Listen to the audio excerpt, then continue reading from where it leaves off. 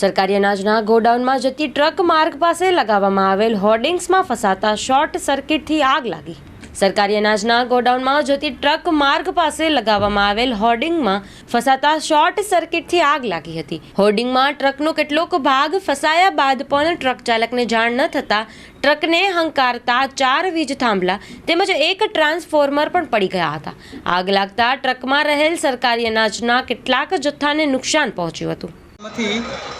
ચોખા ભરેલી ગાડી GJ12T80 7478 નંબરની ગાડી આવતી હતી।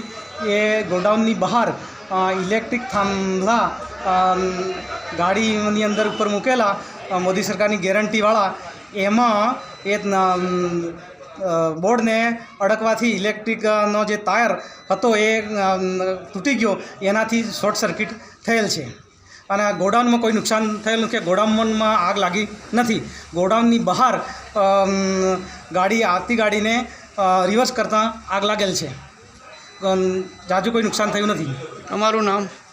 R.H. Taviyad, incharge godown manager Shehera.